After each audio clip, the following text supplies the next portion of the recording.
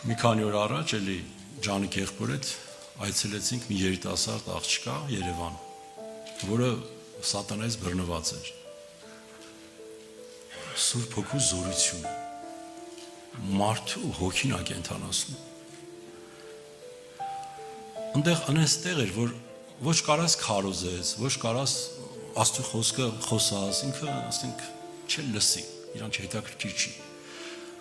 Հիմա ասենք չեմ ուզում շատ մանրանամ, դահլիճի աուդիտորիան հաշվի առնելով,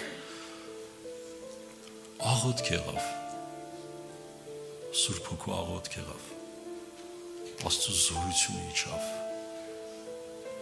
սատանան թողեց այդ աղջկան, այդ աղջկը ծնկից հելավ, թռչկոտում էր, ուրախությունից լացում էր,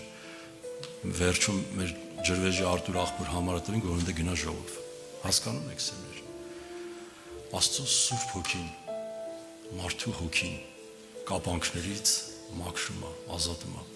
և սրա համար հայտնությունն է պետք, ինչպես պաշտել Աստծուն, նրա խոսքի հայտնությունն է քեզ պետք, աղոթի Աստծուն խնդրի ասա Տեր, այդ քո ճոխ խոսքի հայտնությունը դու, որ սրտիդ կպնում է, դրա վրա խորացի, հիմա ես քարոզի մեջ մի հատ խոսք կպել է ամեն մեկի սրտին, որովհետև Աստծո խոսք է,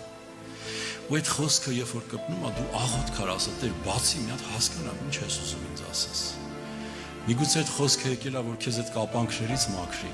կարող է այդ խոսքը եկել է, որ քո հոգու աշխարհը ազատագրում տա, կարող է եկել է, որ քեզ կենթանացնի անհավատությունից դեպի հավատքի բերի,